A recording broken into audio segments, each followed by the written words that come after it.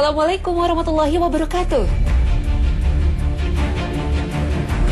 Pemirsa Hasanah, pernahkah Anda merasakan saat tidur seperti ada yang menekan tubuh sehingga tidak bisa bergerak? Setelah berusaha keras untuk bergerak, baru terbangun. Kejadian ini seringkali dibarengi dengan kesadaran atau setengah sadar. Masyarakat sering menyebut kejadian ini dengan ketindihan. Terkadang saat ketindihan seolah ada bayangan yang menindih tubuh kita. Apakah semua itu perbuatan jin?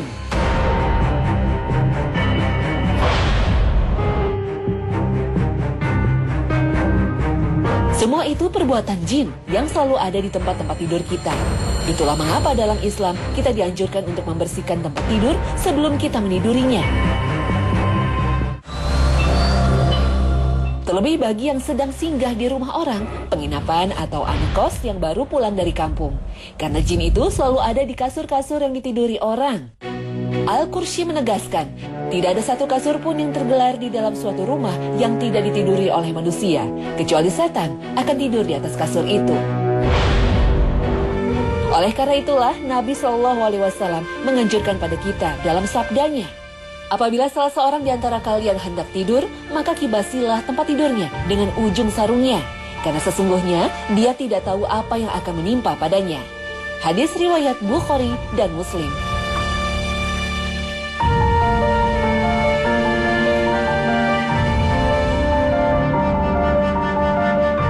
Ibnu Hajar Al-Asqalani menjelaskan, berdasarkan hadis ini, hendaknya sebelum tidur kita mengibas tempat tidur, bisa dengan kain, sarung tangan, sapu lidi, dan semacamnya, sebanyak 3 kali. Dan berdasarkan hadis riwayat Muslim, mengibas tempat tidur ini dilakukan sambil mengucapkan basmalah. Bahkan sekalipun kita sudah mengibas dan membaca basmalah, lalu tidur di atas ranjang, lalu karena ada keperluan lain ia meninggalkan kasur, maka saat kembali lagi akan tidur, hendaknya kembali mengibasnya sambil membaca basmalah. Jangan lupa pula petunjuk Rasulullah SAW lainnya seperti berwudu dahulu sebelum tidur, membaca ayat kursi, berdoa, berzikir, dan juga adab-adab tidur lainnya.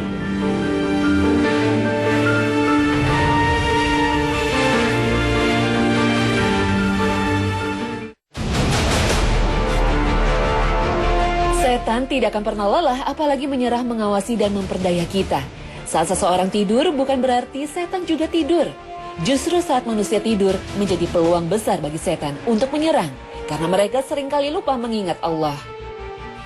Banyak orang yang dikala bangun senantiasa beramal soleh dan zikir tiada terputus. Tapi menjelang tidur ketika tubuh benar-benar lelah, dia enggan bahkan rela melenakan dirinya dalam kenyamanan tidur sampai-sampai lupa berzikir. Sekuat apapun manusia, dia menjadi sangat lemah ketika tidur. Orang yang tidur lelap bisa menjadi sasaran bagi makhluk jahat di sekitarnya. Jika dia bisa merasa aman dari gangguan manusia, tidak ada jaminan aman dari gangguan makhluk yang tidak nampak. Itulah jin yang jahat. Jika mereka tidak mengganggu Anda di alam nyata, bisa jadi mereka akan mengganggu Anda di alam mimpi. Itulah kesempatan terbesar bagi setan untuk bertindak nakal, mengganggu manusia. Nabi SAW bersabda, mimpi itu ada 3 macam, bisikan hati ditakuti setan, dan kabar gembira dari Allah. Hadis riwayat Bukhari, Tirmizi, dan yang lainnya. Jika gangguan dari luar, kita bisa meminta bantuan orang lain untuk mengusirnya. Tapi ini tidak berlaku ketika dalam mimpi. Kita tidak mungkin memanggil perawat atau istri untuk mengusir setan yang mengganggu dalam dunia mimpi. Karena itulah, orang yang tidur tanpa berzikir terlebih dahulu akan menjadi penyesalan baginya. Dalam Al-Azkar, An-Nawawi membuat judul bab makruh tidur tanpa berzikir kepada Allah sebelum tidur. Selanjutnya, An-Nawawi menyebutkan hadis dari Abu Hurairah radhiyallahu anhu bahwa Nabi SAW bersabda, siapa yang tidur sementara tidak berzikir ketika hendak tidur akan menjadi penyesalan baginya di hadapan Allah. Hadis riwayat Abu Daud. Ketika seseorang akan tidur, malaikat dan setan berebut menemaninya. Dalam hadis Jabir bin Abdullah menjelaskan, apabila manusia berbaring di pembaringannya akan tidur, malaikat dan setan segera menghampirinya. Malaikat membisikkan, akhiri malammu dengan kebaikan. Sedangkan setan membisikkan, akhiri malammu dengan keburukan. Apabila dia berzikir menyebut nama Allah kemudian tidur, maka malaikat melindungi dia di malam itu. Hadis riwayat Ibnu Hibah dan Hakim. Di saat kita tidur, kita sangat butuh pertolongan dan pengamanan dari Allah. Untuk mendapatkan jaminan keamanan ini, Rasulullah SAW mengajarkan kepada kita berbagai doa dan zikir sebelum tidur. Anda bisa rutinkan doa ini setiap kali Anda hendak tidur.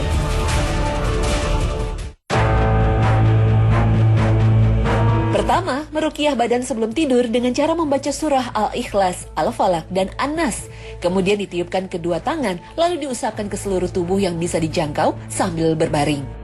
Aisyah radhiyallahu anha menuturkan bahwa Nabi SAW membaca Al-Mu'awwizat, lalu meniupkan tangan untuk diusap ke badannya ketika beliau sakit yang mengantarkan kematian. Ketika Nabi SAW sudah sangat parah, aku Aisyah yang meniupkan ke tangan dengan bacaan surat tersebut. Dan aku gunakan tangan beliau untuk mengusap badan beliau karena tangan beliau berkah. Hadis riwayat Bukhari. Kedua, tidur dengan menyebut nama Allah. Bismika Allahumma ammutu wa ahya. Dengan namamu ya Allah, aku mati dan aku hidup. Ketiga, membaca ayat kursi dan 2 ayat terakhir surah Al-Baqarah. Terkait dengan ketindihan, perasaan seperti ditindih sesuatu yang berat saat tidur yang terkadang dialami sebagian manusia, kita perlu memahami bahwa semua kondisi tidak nyaman dan tidak enak yang dialami setiap muslim sebenarnya bisa menjadi sumber pahala baginya. Dengan syarat dia berusaha untuk bersabar dan mengharap pahala dari Allah dengan musibah itu. Termasuk ketika kita merasa tidak nyaman pada saat istirahat, baik karena gangguan makhluk halus maupun makhluk kasar. Maka sebaiknya kita jadikan pengalaman pahit dalam hidup ini sebagai sumber pahala. Oleh karena itu, hadirkan perasaan mengharap pahala dari Allah Ta'ala. Abu Hurairah radhiyallahu anhu menuturkan bahwa Nabi SAW bersabda, tidak ada satu musibah yang menimpa setiap muslim, baik rasa capek, sakit, bingung, sedih, gangguan orang lain, resah yang mendalam, sampai duri yang menancap di badannya, kecuali Allah jadikan hal itu sebagai sebab pengampunan dosa-dosanya. Hadis riwayat Bukhari. Subhanallah, bahkan bersabar dengan godaan-godaan jin saat tidur pun kita bisa mendapatkan ampunan dan pahala dari Allah Subhanahu wa taala. Wallahu a'lam.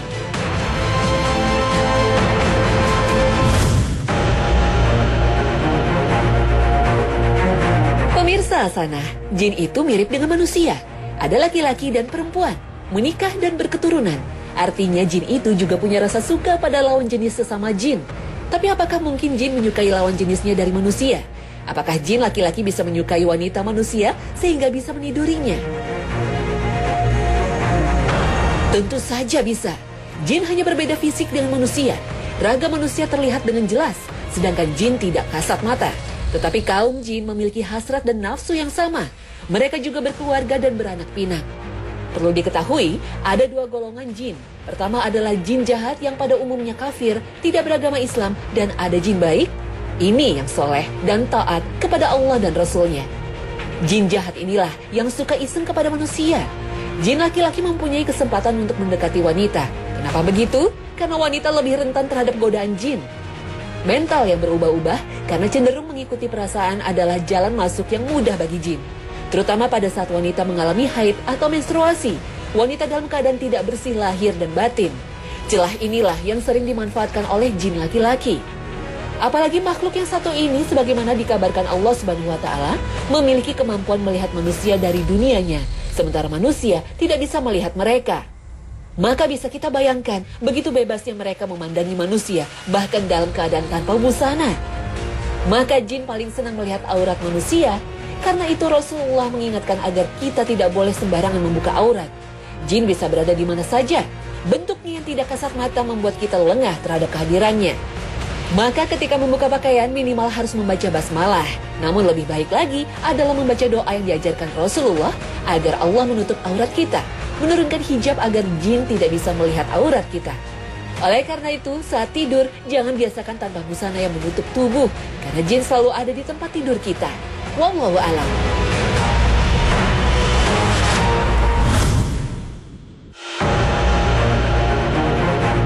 Pemirsa, salat apa rahasia perempuan tidak boleh menjadi imam pada salat berjamaah yang ada jamaah laki-lakinya? Apakah hal ini berarti pelecehan terhadap kedudukan wanita? Jangan kemana-mana, sesaat lagi Hasanah segera kembali.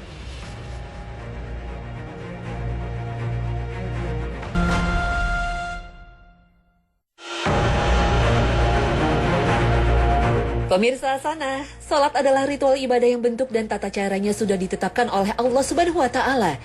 Tidak ada seorang pun yang bisa mengubah, menambah, atau mengurangi. Syarat-syarat sahnya pun sudah ditentukan.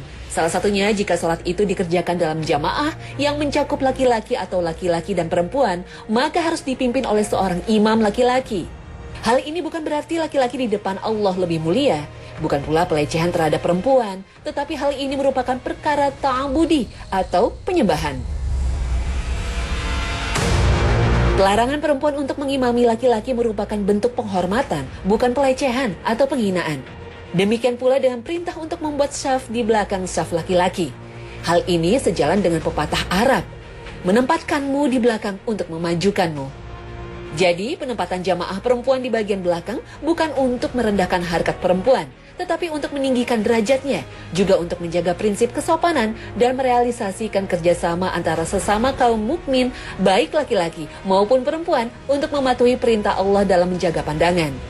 Lalu mengapa wanita dilarang menjadi imam yang ada jamaah laki-lakinya? Bukankah ada hadis yang membolehkan wanita menjadi imam?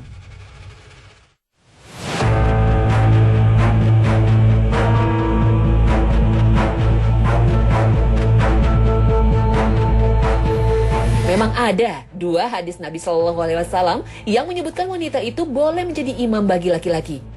Misalnya, hadis Ummu Waraqah bintil Haris yang menyatakan bahwasannya Nabi Shallallahu Alaihi Wasallam pernah mengangkat seorang muazin untuk mengazani sholat Ummu Waraqah dan memerintahkan Ummu Waraqah untuk mengimami anggota keluarganya. Hadis riwayat Imam Ahmad. Tapi hadis ini dilemahkan oleh ahli hadis seperti Imam Ibnu Hajar Al-Asqalani. Ada juga hadis tentang salah satu khutbah yang pernah disampaikan oleh Nabi Shallallahu Alaihi Wasallam yang dituturkan oleh Jabir bin Abdullah. Jabir berkata, Rasulullah Shallallahu Alaihi Wasallam berkhutbah kepada kami dan berkata, seorang wanita tidak boleh mengimami laki-laki, seorang badui tidak boleh mengimami kaum muhajirin, dan seorang pendosa tidak boleh mengimami orang mukmin, kecuali jika memaksanya dengan kekuatan yang ditakuti pedang dan cambuknya. Hadis riwayat Ibnu Majah. Sebagian besar ahli hadis menyebutkan hadis ini lebih doif atau lebih lemah daripada yang pertama. Dengan demikian, kedua hadis ini tidak bisa dijadikan landasan hukum. Bahkan hadis yang pertama selain doif atau lemah juga bertentangan dengan hadis-hadis sahih dan bertentangan dengan semangat hadis-hadis sahih yang menjelaskan tentang posisi wanita dalam sholat berjamaah dengan kaum lelaki, seperti sabda Nabi Shallallahu Alaihi Wasallam yang menyatakan, saf barisan dalam sholat yang terbaik bagi laki-laki adalah saf terdepan, dan saf yang terburuk bagi mereka adalah saf terakhir. Sedangkan saf terbaik bagi kaum wanita adalah saf yang terakhir, dan saf terburuk bagi mereka adalah saf terdepan. Hadis riwayat Muslim. Para ahli ilmu dari 4 mazhab, yaitu mazhab Hanafi, mazhab Maliki, mazhab Syafi'i, dan mazhab Hanbali, juga 7 ahli fikih Madinah, semuanya sepakat untuk melarang seorang wanita menjadi imam sholat fardu. Maka orang-orang yang bermakmum kepada imam wanita sholatnya batal. Mayoritas ulama sepakat demikian, dan tidak ada yang berselisih dengan mereka, kecuali beberapa ulama saja.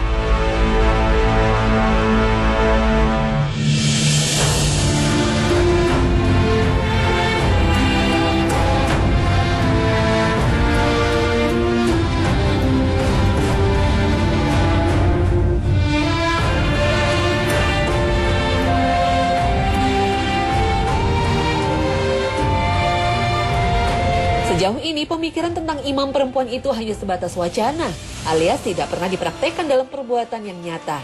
Sejarah kaum muslim yang membentang selama 14 abad lebih tidak pernah mencatat adanya seorang perempuan yang mengumandangkan azan, menjadi khotib Jumat, atau mengimami kaum laki-laki. Termasuk pada masa-masa ketika negara Islam dipimpin oleh seorang perempuan seperti Sultanah Sajarah Dur di Mesir pada masa dinasti Mamalek. Ketika itu, sekalipun menjadi pemimpin kaum muslim, Sajarah Dur sebagai seorang perempuan tidak pernah khutbah Jum'ah dan tidak pernah pula mengimami kaum laki-laki.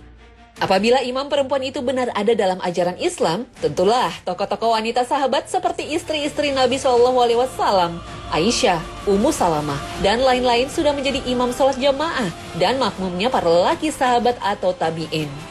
Ternyata tidak ada dalam catatan sejarah bahwa Aisyah, Ummu Salamah, dan lain-lain pernah menjadi imam sholat untuk kaum lelaki. Yang ada hanyalah catatan bahwa Aisyah dan Ummu Salamah menjadi imam sholat dengan makmum kaum perempuan saja, dengan posisi imam di tengah syaf makmum wanita. Lalu apa rahasia larangan wanita menjadi imam yang jamaahnya ada laki-laki? Di antara hikmah larangan perempuan menjadi imam sholat jamaah yang di dalamnya ada makmum laki-laki adalah untuk mewujudkan keselarasan dengan spirit perintah agama Islam untuk menjaga kesucian dan kehormatan diri. Juga keselarasan dengan perintah untuk menjaga pandangan bagi kaum beriman, baik laki-laki maupun perempuan dalam kadar yang sama. Dan juga keselarasan dengan perintah untuk menutup aurat perempuan yang meliputi seluruh tubuhnya, kecuali wajah dan kedua telapak tangan. Oleh karena itu, Allah Subhanahu wa Ta'ala memerintahkan kepada kaum perempuan untuk berdiri di belakang barisan jamaah laki-laki.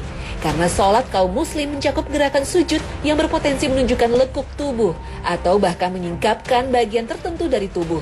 Tentu saja, hal seperti ini merupakan bagian yang tak terpisahkan dari penghormatan Islam terhadap perempuan. Dengan cara menjaganya, menghormatinya, dan melindunginya dari tempat-tempat kotor, hina, dan merendahkan. Selain itu, dalam agama, salat adalah perbuatan di mana seorang hamba Allah Subhanahu wa Ta'ala bermunajat atau beraudiensi dengan Khaliknya. Dalam saat-saat seperti itu, diperlukan kekhusyukan. Banyak hadis yang mengatur posisi wanita dan apa yang harus ia lakukan ketika sedang salat dengan kaum pria. Misalnya tentang posisi wanita ketika salat berjamaah dengan kaum pria, Nabi SAW bersabda, "Saf barisan dalam salat yang terbaik bagi laki-laki adalah saf terdepan, dan saf yang terburuk bagi mereka adalah saf terakhir. Sedangkan saf terbaik bagi kaum wanita adalah saf yang terakhir dan saf terburuk bagi mereka adalah saf terdepan." Hadis riwayat Muslim. Hadis ini tentu diartikan dalam konteks sholat berjamaah yang terdiri dari kaum lelaki dan perempuan, yang posisi kaum perempuan berada di belakang kaum lelaki, dan di antara mereka tidak ada takbir seperti yang terjadi pada masa Nabi SAW. Saf wanita yang terdepan berdekatan dengan saf lelaki yang terakhir. Kedekatan ini akan mengundang munculnya gangguan-gangguan, antara lain ketidakhusyukan dalam sholat. Di beberapa masjid di negeri kita, banyak menggunakan tabir atau tirai sebagai pemisah antara kaum lelaki dan perempuan, dan posisinya pun tetap di belakang. Hal ini lebih menjauhkan mereka dari gangguan-gangguan itu. Lalu apakah dengan demikian, larangan wanita menjadi imam sholat bagi kaum pria itu hanya karena wanita akan mengganggu kekhusyukan kaum pria, alias menggoda atau menimbulkan fitnah? Tidak juga. Larangan wanita menjadi imam sholat untuk makmum lelaki bukan karena wanita dapat mengganggu sholat kaum lelaki, tetapi karena ada ayat Al-Quran dan hadis Nabi SAW yang tidak membolehkan hal itu. Kemungkinan timbulnya gangguan atau fitnah itu hanyalah sebuah hikmah, bukan sebab dan bukan hukum. Ada fitnah atau tidak, perempuan tetap tidak boleh menjadi imam sholat bagi makmum lelaki. Acuan kita dalam beribadah adalah mengikuti contoh yang diberikan Nabi Muhammad SAW. Dalam kaidah hukum Islam disebutkan, pada dasarnya dalam ibadah itu kita mengikuti contoh dari Nabi SAW. Jadi dalam ibadah tidak dibenarkan adanya campur tangan atau intervensi otak, akal, atau rasio. Tidak ada inovasi dan tidak ada demokrasi. Semuanya harus pasrah terhadap ketentuan dan bimbingan Nabi SAW. Wallahu a'lam.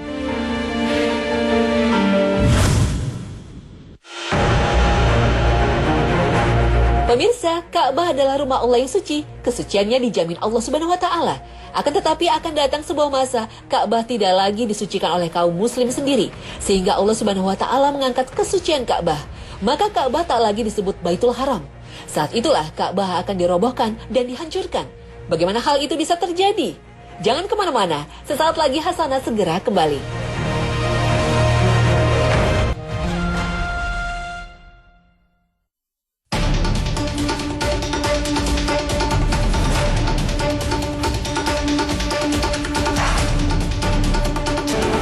Kelak di akhir zaman, manusia tak lagi mengindahkan kesucian Ka'bah, hingga Allah mengangkat kesucian dan keharaman Ka'bah, hingga Ka'bah tak lagi menjadi Masjidil Haram, karena Allah telah menghalalkannya.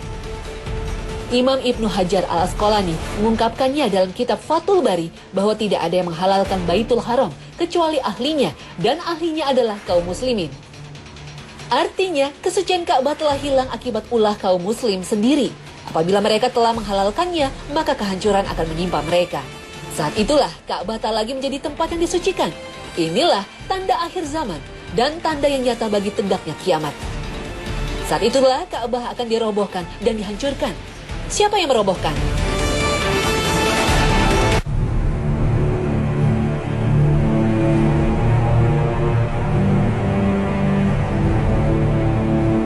Kiblat kaum muslimin ini kelak akan dihancurkan oleh seseorang berkulit hitam dari Habasyah yang memiliki julukan Zusuwaikotain, sang pemilik dua betis kecil, karena kedua betis pria ini kecil dan kurus. Pria Habasyah ini akan menghancurkan Ka'bah batu demi batu, melepas kiswahnya serta perhiasan-perhiasannya. Itu sebabnya sejak jauh-jauh hari Nabi SAW mengingatkan pada umatnya dalam sabdanya, "Biarkanlah bangsa Habasyah selama mereka membiarkan kalian. Sesungguhnya tidak ada yang akan mengeluarkan harta Ka'bah kecuali Zusuwaikotain dari Habasyah." Hadis riwayat Abu Daud. Imam Bukhari dan Muslim bahkan meriwayatkan peringatan Nabi SAW dalam redaksi yang lebih tegas. Ka'bah akan dirusak oleh Zusuwaikotain dari Habasyah. Hadis riwayat Bukhari dan Muslim. Dalam riwayat Abdullah bin Abbas radhiyallahu anhu, Rasulullah SAW bersabda, "Seolah-olah aku melihatnya, seorang berkulit hitam dengan betisnya berjauhan, yang merobohkan Ka'bah batu demi batu." Hadis riwayat Bukhari. Dalam riwayat Imam Ahmad, Rasulullah SAW bahkan mengatakan lebih detail bagaimana Ka'bah dirobohkan oleh orang Habasyah kelak di akhir zaman. Rasulullah SAW bersabda, "Ka'bah akan dihancurkan oleh Zusuwaikotain dari Habasyah. Ia akan mengambil perhiasan-perhiasan Ka'bah dan menurunkan kiswahnya. Seakan aku melihatnya, ia seorang yang botak dan pincang dan menghantam Ka'bah dengan sekop dan linggisnya." Hadis riwayat Ahmad. Sebelum kelahiran Nabi SAW, Allah telah menjaga Ka'bah dari pasukan gajah yang ketika itu penduduk Mekah adalah orang-orang musyrik dan kafir. Apalagi saat itu Ka'bah belum menjadi kiblat. Lalu bagaimana mungkin Ka'bah yang kini menjadi kiblat kaum muslimin bisa dikuasai oleh pria Habasyah ini? Tidakkah Allah menjaganya? Hancurnya Ka'bah terjadi di akhir zaman menjelang datangnya kiamat, ketika di muka bumi tidak ada seorang pun yang berkata, "Allah, Allah." Karena itulah diungkapkan dalam sabda Nabi SAW dalam riwayat Ahmad dari Sa'id bin Sam'an radhiyallahu anhu, "Kelak akan ada seseorang yang dibaiat di antara rukun Hajar Aswad dan makam Ibrahim, dan tidak akan ada yang menistakan Ka'bah kecuali orang-orang yang memilikinya. Apabila mereka sudah menistakannya, jangan ditanyakan lagi tentang kehancuran bangsa Arab. Selanjutnya, bangsa Habasyah akan datang untuk menghancurkan Ka'bah. Akibatnya, setelah itu Ka'bah tidak akan pernah dibangun lagi selamanya. Bangsa Habasyah inilah yang akan mengeluarkan harta terpendam dalam Ka'bah." Hadis riwayat Ahmad. Hadis ini dengan tegas menyebutkan tidak ada yang memakmurkannya setelah itu selama-lamanya. Ia adalah tanah haram yang aman sentosa selama penduduknya belum menghalalkannya atau mencabut keharaman dan kesuciannya. Sementara di dalam ayat sama sekali tidak ada isyarat adanya keamanan untuk selamanya. Dahulu saat pasukan gajah menyerang Ka'bah, penduduk Mekah memang masih kafir dan belum beriman. Namun mereka tetap menghormati dan memuliakan Ka'bah serta tidak menistakan maupun melecehkannya. Sehingga Allah pun melindungi Ka'bah dari Abraha dan pasukannya. Adapun Zusuwaikotain dari Habasyah menghancurkan Ka'bah setelah orang-orang yang memiliki Ka'bah sudah menistakannya dan berani melecehkannya serta mengabaikannya. Bila mana mereka sudah mengabaikan Ka'bah, Allah pun tidak akan menolong mereka. Peperangan di Mekah telah terjadi beberapa kali. Yang paling dahsyat adalah serangan dari kelompok sekte Al-Qaramitah pada abad ke-4 Hijriah. Kelompok yang keji ini memiliki sejarah panjang yang penuh dengan perbuatan yang sangat buruk. Saat itu mereka menyerang orang-orang yang melaksanakan manasik haji pada hari Tarwiyah, merampas harta dan membunuh para jemaah haji. Mereka melakukan pembunuhan terhadap orang-orang yang tengah melaksanakan haji di pusat Mekah dan pelosoknya, bahkan di dalam Masjidil Haram, juga di dalam Ka'bah, menghancurkan kubah Zamzam, mencabut pintu Ka'bah, juga kiswahnya, mencabut Hajar Aswad dan memindahkannya ke negeri mereka, sehingga Ka'bah tanpa Hajar Aswad selama 22 tahun. Walaupun demikian, segala hal yang terjadi sama sekali tidak bertentangan dengan ayat yang mulia. Karena hal itu hanya terjadi oleh tangan kaum muslimin dan orang-orang yang menisbatkan dirinya kepada mereka. Ini sesuai dengan apa yang diriwayatkan oleh Imam Ahmad, bahwa Mekah tidak akan dihalalkan kecuali oleh kaum muslimin. Maka peristiwa itu terjadi sesuai dengan apa yang dikabarkan oleh Nabi SAW dan akan terjadi lagi di akhir zaman. setelah itu, Ka'bah tidak akan pernah dimakmurkan kembali hingga tidak tersisa seorang muslim pun di muka bumi. Saat itulah detik-detik kiamat terjadi dan orang-orang yang tidak lagi memuliakan Allah dan tempat-tempat sucinya inilah orang-orang terakhir di muka bumi dan yang akan mengalami terjadinya kiamat. Wallahu a'lam.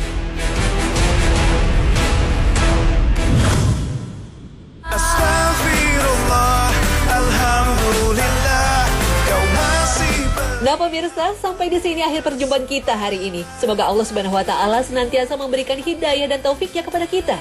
Amin ya rabbal alamin. Terima kasih atas perhatian Anda. Wassalamualaikum warahmatullahi wabarakatuh.